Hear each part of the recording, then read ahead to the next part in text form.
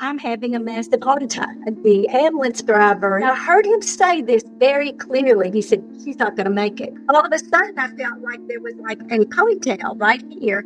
And I got jerked and I got moved up to a higher consciousness. And I met the council of 12. They would go, and they would laugh. I thought, are they laughing at me? Then they said, you're just coming here to learn. And I thought, well, what am I learning? And I remember I started having profound experiences coming into my house. I remember all of a sudden, that's when Jesus came in. And so I thought, if I got Jesus sitting in here, I'm going to ask him every question I could ask. I asked him, I said, well, did we die? He said, you didn't. He said, you don't die. He said, your body will leave because the body is set for the earth. It goes back, ashes to ashes, dust to dust. Your soul will leave and be moved out into a higher consciousness.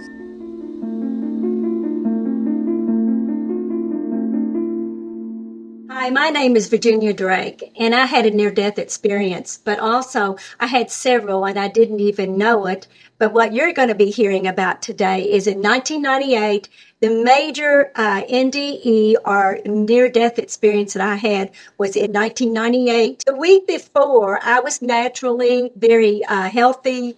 I was happy. I was 46 years old. I had a farm. I had a teaching professional. I was teaching at a Catholic school. And I was having a wonderful life in my life, or I thought I was anyway. I was just sitting in my den and I was just watching some TV, and this man came in, and it was very strange. He was an older looking man. He had oxygen, and he's telling everybody, don't get a heart transplant. Well, I'm listening and I'm thinking, well, first of all, I have a real hard time with pills. And he was saying it, I take 93 pills a day. And I thought, 93 pills a day? Oh my gosh, that's got to be a horrible. And then I just immediately thought, I'm not going to do that. So he kept saying it, but what it was saying to me, it felt like he was saying directly to me on that television screen. And he kept saying, don't get a heart transplant. And I thought, and I even looked around the room thinking, because I knew I was the only one there. I thought, wow, is he talking to me? So I just kind of, okay. And he kept saying it over and over. And finally, I raised my hand and said, I will not get a heart transplant because I'm 46 years old. I am not going to do anything. I've got a great heart. I walk 4 miles a day. I do a lot of exercises. I'm in the garden. And so I never even, I just kind of thought, wow. Well, the next week, June the 2nd, 1998, I'm having a massive heart attack. And I thought it was, we were getting ready. School was already ended. So I remember when I went in there on Monday, I had all these kids and they were taking down the bulletin boards and we were all laughing. But I kept having this really pain in my chest, but it really was in my shoulder. And I would say, that really doesn't feel good. So I went downstairs and had some Coke. I thought, well, it's indigestion. I've been eating too much, doing too much, whatever. And I went back up and I thought, wow. But I remember bending over. This is what really threw me. I was bending over to my trash can, and I just started dripping, perspiration just started dropping off of me. And I thought, now that's not normal because I don't perspire like that. And so I was kind of like, woof, that doesn't feel right. So I went down to my secretary, and she looked at me, and she went, I think you need to call your son or call your husband. And I thought, what? Because I had completely blent, I did not have any color in my face at all. So I went straight, and I had a hot tub. And so I thought, well, I'll just jump into the hot tub. So I got upstairs. I'm still having a hard time, like breathing a little bit. But my cats were upstairs with me because I had Ike and Tina, and they were just staring at me. And I'm an animal communicator by any means. That's what I've been doing for a long time. And my cats were looking so weird. They were just like on top of me. And I thought, that is really weird how they're acting. And so this beautiful voice, it's a voice that said, you need to go and look in the mirror at the bathroom. And I thought, So I remember walking in there and I was bleached out white. And all of a sudden this other voice came and said, you need to go to the emergency room now. And I thought, oh my God, there's something wrong. So I put my hands right there, went downstairs, to my husband at the time, and I said, I need to go to the emergency room. He said, what? I'm on the phone with your doctor, and we're getting a new prescription because I was telling you about your having anxiety and what was going on with your heart. I thought, I think I need to go. So he said, okay, we're going to go to the emergency room. So we came in. The nurse was there. I went to high school with her. Her name was Punky Brandenburg. And she said, what are you doing? I said, I've got the worst pain. I said, I think I've got acid reflux again. And there was another nurse in there with her, and it was a man. And he said, well, let's just take that stuff, that you did 3 weeks ago. And I said, okay, that'll be great. I thought that'll get over it. That went down and went straight out and ejected out of my mouth to the wall. And that's when everything just went into slow-mo. I mean, they looked at me and they said, you're having a heart attack. And I thought, did they just say I'm having a heart attack? And that's when I left my body, literally. I literally left my body, and I kept thinking, I am confused. I'm very confused here. Why did they say things like that? Because people don't understand, when you go out of body, you're not even aware that you're out of your body. I mean, I remember thinking I could see myself on the corner of the emergency room, but I'm still here. And then all of a sudden that came back, and I came back into my body, and I was looking at everything through my solar plexus, which is not possible. I mean, I've got a science background, so I'm going like this. That doesn't matter. So I remember they're all just screaming and moving, and we got to do this, but everything is in slow. It's like, we got to do something. And I thought, are they talking about me? Well, then the next thing I know, my husband ran. Obviously, they called him and said that she's having a hard time. So he went and got the boys because he wanted the boys to be there. And then the nun that I was working with, Marcia, she said, I'll take her, I'll ride in the ambulance with her. And I thought, thank God. You just can't imagine, that was probably a good deal that I did. So they were still trying to work it out. It was like 3 or 4 hours. I had no idea I was still in the emergency 3 or 4 hours because I'm in, I'm out, I'm in, I'm out. This is what I was trying to explain to nurses a lot of times. I said, when people are out of their body, and I said this to the nurses, you got to make sure they're in their bodies. If you're talking to them, they're not going to listen to what you're saying. They're just looking shocked. And I have several nurses that will come and visit me and ask me, especially ER nurses, they said, can we tell if they're out of body? I said, absolutely. And I said, I'll tell you how it feels like. I said, they look blank. And I said, and they might be looking around, not even recognizing anybody, even though they know them, because you're no longer physically in your body. You're emotionally out. But I was coming out to go get in another emergency vehicle that was taking me to Lexington because they did not have enough room right then to get me there. So I was like, but remember when the ambulance driver, he was helping take me, and I heard him say this very clearly. He said, she's not going to make it. And I thought, I cannot believe that he would say that to me. Now, this is because I was out of my body. And when you're out of your body, you can hear anybody, what they think, or everything. But when that was a whole experience. So I remember getting into the ER vehicle. The emergency vehicle. I got in, and I was talking to somebody. Next thing I know, I was gone. I was out of the vehicle, and I was riding beside it. And I thought, that's not possible that I can see me in the ambulance, but I'm over here. So I was really, really confused. In fact, I could even move myself just thinking I could see the driver. So I was supposed to be in the back of the car or the truck, and then he was up here, and I thought, that doesn't make sense. That just doesn't, you're trying to figure out what in the world is going on. I mean, there's so much stuff going on. And then all of a sudden I felt like there was like a ponytail right here, and I got jerked. And I got jerked, and I got moved up to a higher consciousness, I guess. I went up and I met the council of 12. Now, I knew nothing about this. I'd never heard anything about that. But there were 12 beings in white robes, and they had gold tassels. And you knew they were gold. I mean, I don't know how to explain that.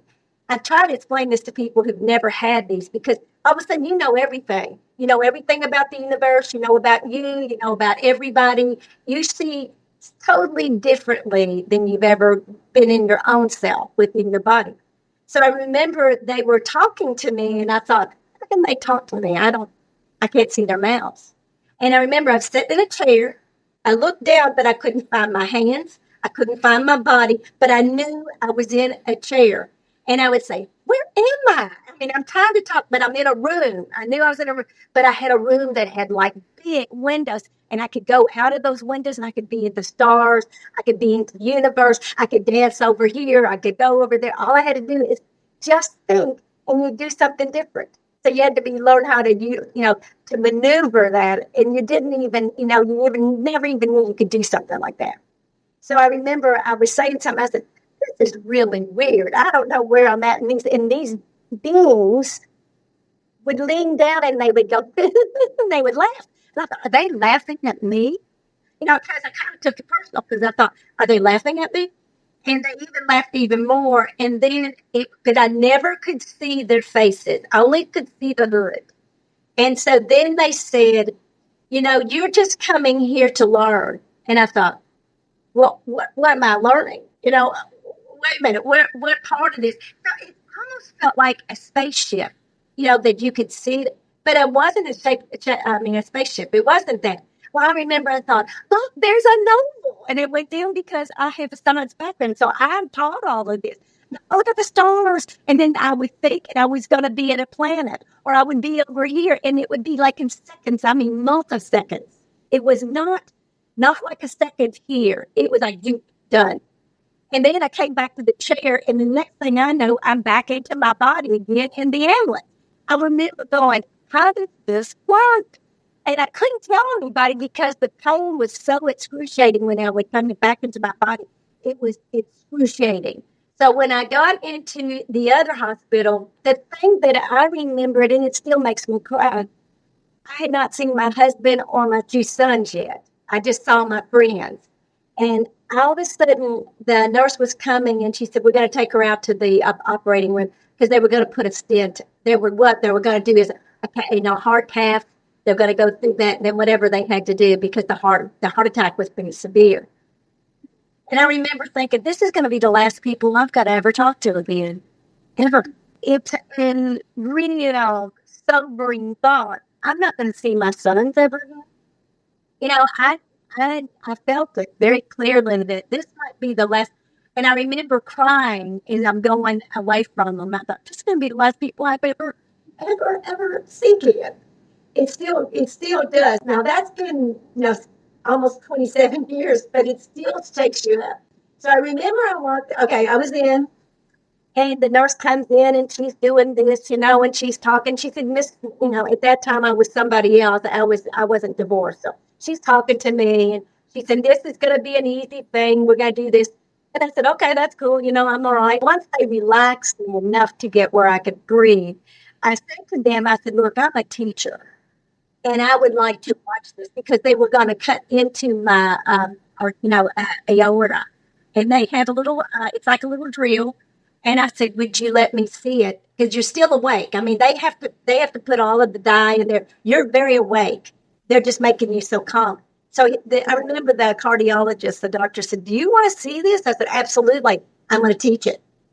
And so they turned it around and he said, you're going to teach this. I said, absolutely. I said, everything I can teach a child, the more I can get information, I'm going to give that to them. So he said, okay. So I went through it. And I remember they were drilling.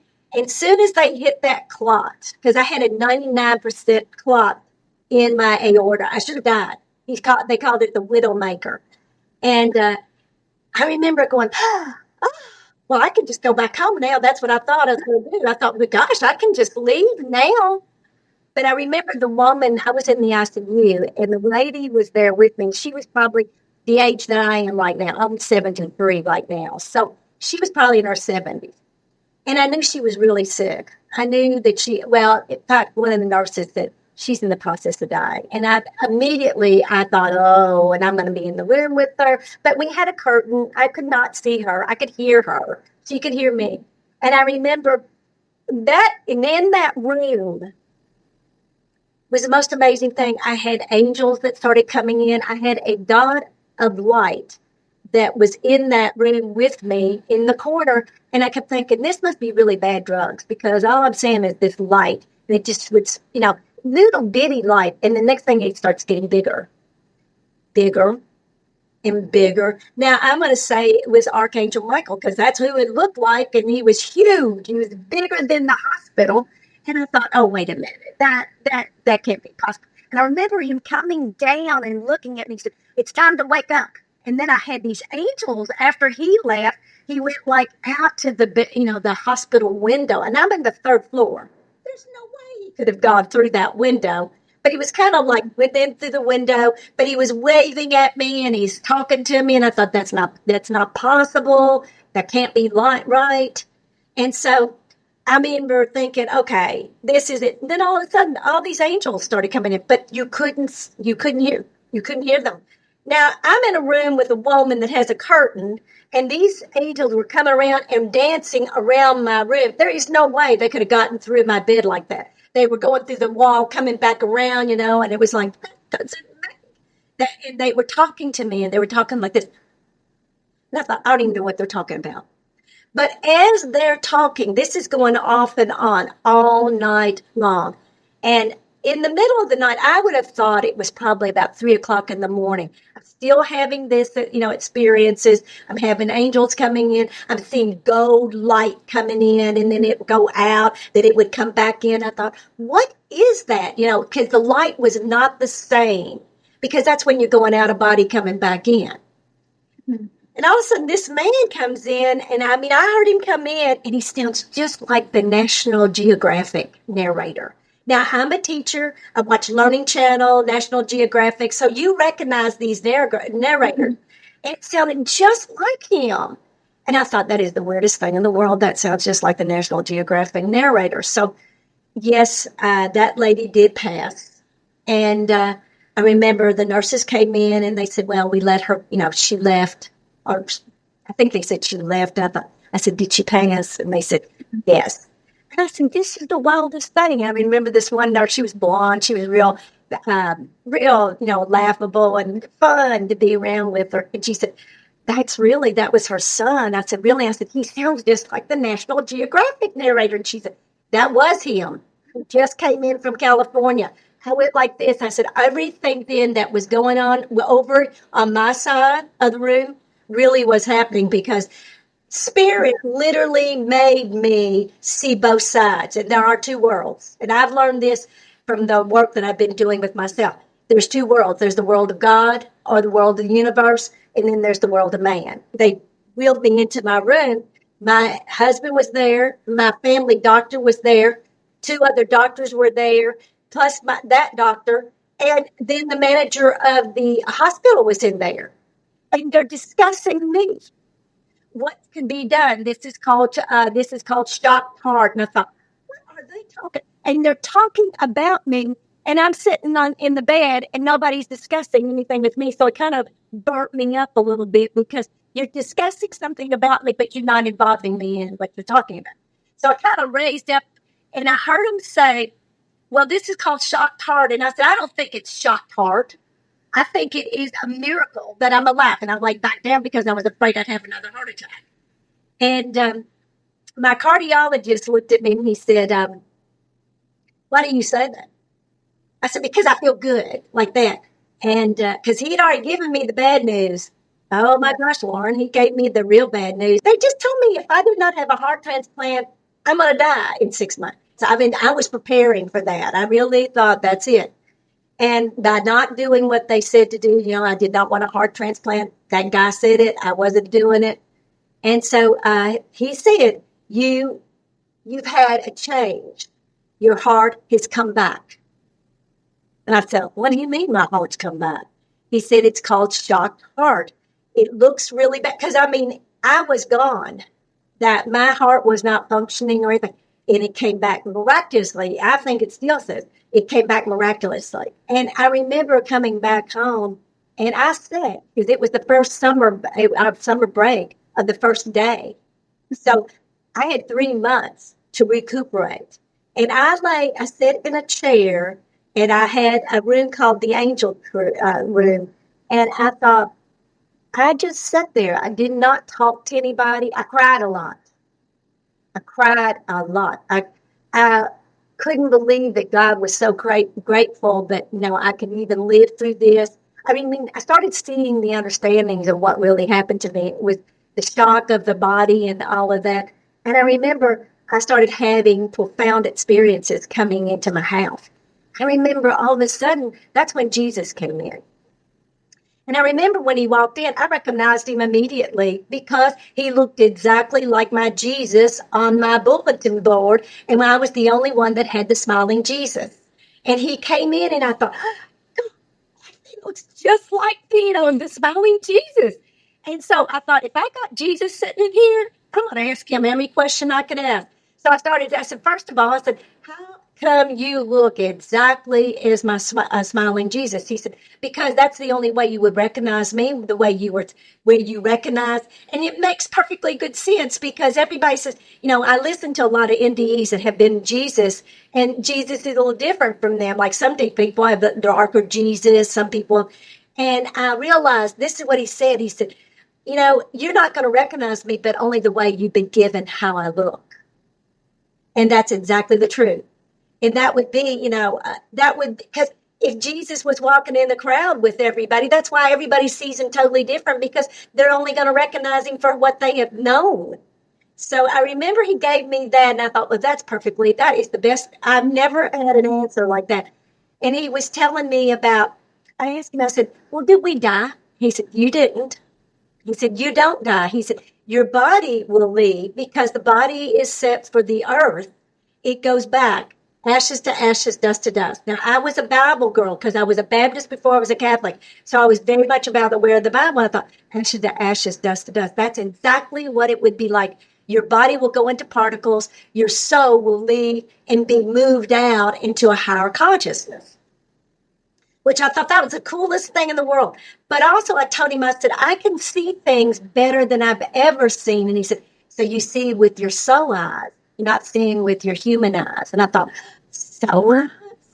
You can see that? Well, I've always seen things because, like I said, I was an animal communicator. I'm an only child. So I had animals with me all the time, and animals talk to me. Now, everybody, my family, always thought I was just kind of making it up. No, I'm an animal communicator. I work with horses. I work with dogs. I work with people all over the world. So I've always had that ability. So, and I was talking to Jesus about that, and I'd say, how does that work? He said, because you're not working with your brain. You're working with your soul. And he told me all about my soul. He said, your soul is the spark of God. It is really what is the Father's. You are part of that. We're children of God. And then he sat down and he said, we're all children of God. Just because you're an adult today, you're still a child in in Father's face or God's eyes. I think that's what he said. I thought, well, that makes sense. We are. And he said, and your intelligence is not what you really want here. You want to have your spirit come enhanced, not your intelligence. Intelligence is human. When you're looking at your soul and looking at the supernaturalness of it all, it's a whole different ride. And it's a different, you don't have to worry about anything. It all comes into enlightenment. I was sitting in a meditation and he said, there's going to be a war, but you're not going to be a part of it. And I'm going to show you. He took me in a tornado. And I could see through the eye of the tornado, and he took me all the way through Middle East. And he was showing me what was going to happen. This is going to happen. This is going to happen. He said, but you're not going to get involved at all. And I remember I was sitting in the Kroger store, and these women were talking about the war. And I thought, war? What war is she talking about? Then we started talking, and then I realized that's what Jesus said. You will never even know it. I saw it. He said, but you will not get involved in it. And I never did get involved. I don't get involved in politics. I don't get involved in a lot of things in the world of man because that is in the world of man. Jesus doesn't want us to be in that world. We want to be in this world, into the eternal world. We've been programmed from our educational system, our parents, our town. There's all these rules that we've been following, but you don't have any written down rules, but there's certain kind of rules. And Spirit, or Jesus would say, those rules are the rules of man. That's not the rules of God. There's only two rules, and that's love or fear. Either you got one or the other. You better find out what those mean to you because If you're in fear, you're in a whole different ride. Because I was afraid all my life until after my near-death experience that I remembered I don't have to hear about dying at all because you don't die. And I was trying to tell people, my friends, they would just go like this. I remember one of my friends said, well, you had a really bad heart attack. And you probably didn't have enough, oxygen in the brain. I said, no, my brain is fine. I'm seeing things. And it really, for the first 5 or 6 years, all I did was study. I got into my school the next year, and I only lasted 1 year because my higher self literally said, God said, Jesus said, whatever you want to, said, it's time for you to leave and you need to serve me. I left my teaching position at the age of 50 and started working. I created my business called Revisions to review it again. That's how I was trained by Jesus and other, entities that would come. They're not entities; they're beings of light, and they would come in and how to train me to use my brain in a different way to arc the electromagnetic fields. Because being science, I knew about the light. I knew about everything how it worked. So then, when I saw quantum for the first time, because I can go out of my body from a meditation. I used to do meditations of 16 and 17 and 18 hours a day. That's all I did was stay in and go out into the universe, grab what I need, put it back, and bring it back and start teaching people. And I've been a teacher for the last 27 years teaching this. And I think it's the best thing I've ever taught in my life. And I've been traveling all over the world with this. So I know what I'm doing is the best thing I could ever do. And that was my near-death experience. But my near-death experience continued on. I mean, this is what made me become even more curious. I think you have to be curious to do this work and to go out and find out what the real truth is. And that's when everything came together. I mean, I was having people from New York. I mean, I had never advertised one. People heard about me. And at first it scared me that people would find me the way that, and then finally one day Jesus said, they're going to find you the way they need to find you and the way that is done by the Spirit. So they're really needing you. That's why you know that's who you're supposed to work on. So I never had clients. I always had clients. I always had people that were asking questions, and I loved it. And I got to practice my skill on this. And that's when I got really good at quantum physics because I went out and I was taught quantum physics. Now I have a science background, so I did know it's physics, but I've never learned it like that over there. I learned something that I would not have ever been able to. I went over and within 2 or 3 minutes I was back, but I had learned so much. But now time does not exist in the universe. It does not. You do not have an end or a beginning. It all runs because that's the eternity of it. That's what I learned is you're in eternity all the time. We just think that we are in our end. We have a beginning and an end. No, you are in the eternity of life. When you want to do this work, it's inside, it's not on the outside. The outside that is the world of man. This in here is the true world of God, Jesus. That's why Jesus said the temple of, the kingdom of God lies within you. That's what Jesus is talking about. Honey, I believe anything that Jesus comes in because I saw Jesus and Jesus is very much alive right here because that's the way it is. You can heal yourself, but you got to get out of your own way. You got to get out. This brain only thinks in the world of man. My heart and soul thinks of a whole different way, and I know that I can do it. I did leave my family in 2003, and Spirit, God, literally said, you need to leave now because it was very much domestic violence. And I'm a psychiatric social worker as well besides a teacher. And this boy said, you need to leave now because they're going to hurt you. And my oldest son, he doesn't remember any of this. He doesn't even like to talk about it. He said, I don't remember that. Well, I remember it very well because he came down to hit me. And he couldn't. He couldn't get past my higher consciousness. Couldn't. And Spirit literally said, turn around and leave now. And the back door opened up by itself. And that door opened and I walked out. I mean, and all God kept telling me is don't look back. Don't look back. Because if you look back and you go back into where you're going in. And I wouldn't. You can feel everything in your body, but you've got to get out of your own way. We get too much going on in the mind. We got too much clutter.